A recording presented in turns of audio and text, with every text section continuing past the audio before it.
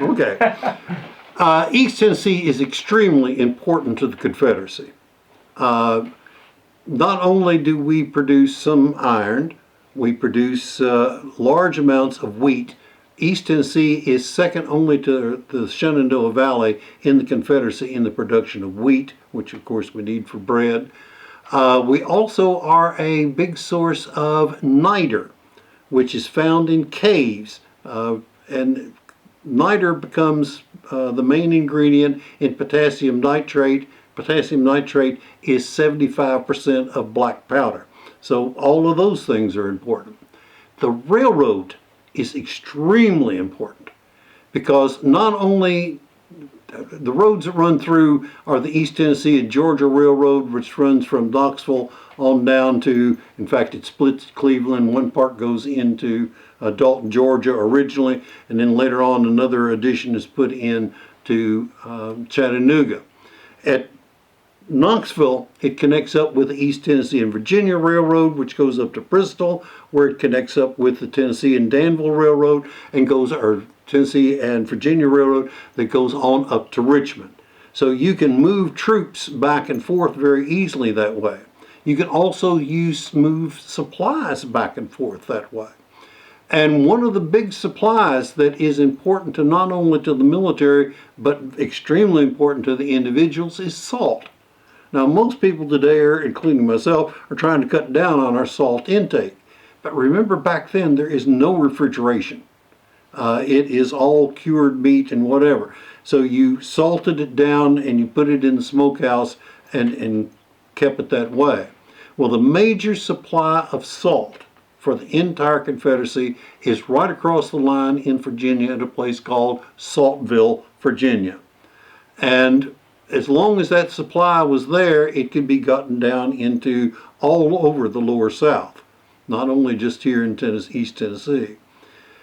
In fact, when that supply is cut off, and the people in East Tennessee and much of the South then have to actually go out, and what a lot of people did is they dug up the floor, which were dirt, on their smokehouses, put that dirt into big vats of water and stirred it around, and then tried to strain as much of the mud off and get the water out, and then boil that down to get some salt. They said it was brown, but it tasted all right and it preserved the meat. Lead. You have to have lead in order to make bullets. Where's the major source of lead for the entire Confederacy? Wytheville, Virginia. It comes right down through these railroads in through East Tennessee. Copper. You have to have copper, if for nothing else, to make the little percussion caps that make all of the guns go off. The major supply of copper for the entire Confederacy is right down in the southeast corner of Tennessee at a place called Copper Hill. And every bit of it comes out on these railroads in East Tennessee. The longest bridge in East Tennessee is the one at Loudon. It's not completed until 1855.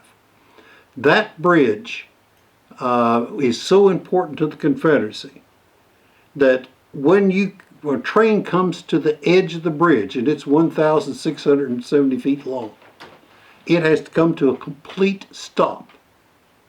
And then it slowly goes across. It's supposed to take 5 minutes to go across that 1,670 feet because it's a wooden structure. They don't want it shaken and messed up. It's also covered in order to protect the timbers from the weather.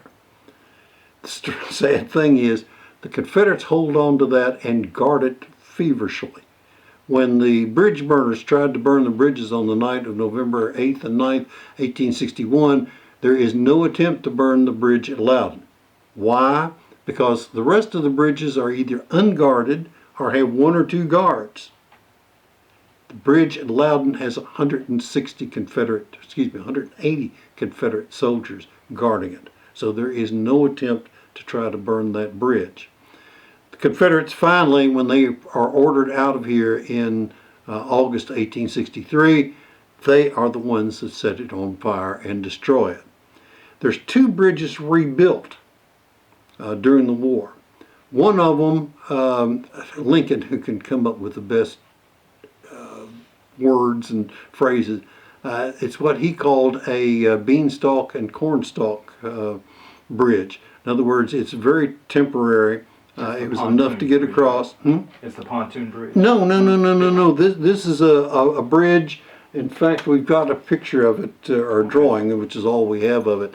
And interestingly enough, Nancy Davis, after the war, went to a thing called the Southern Claims Commission to try to get money, which she did eventually, for all the timber that was cut down to build that temporary bridge. And I loved one of her witnesses. They said, how do you know it was used in the Loudon Bridge? Because they floated it down the Little Tennessee River and on down to Loudon. He says, because I got on my horse and followed it. And so consequently, she got some money out of that thing. That bridge was replaced by November of 1864. We're not exactly sure when it was finished. I do have just recently acquired some drawings of the bridge. It was a Hal Trust Bridge is what it was called. There are the famous photographs, which is on the front of my book, shows that bridge.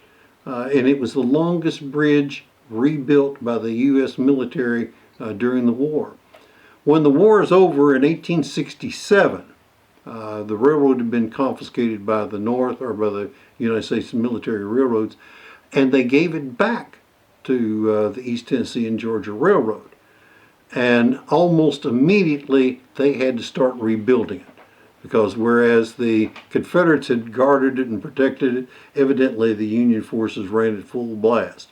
And so that bridge was there. It is, that's a question came up years ago. Is the bridge in the same place? The answer is yes.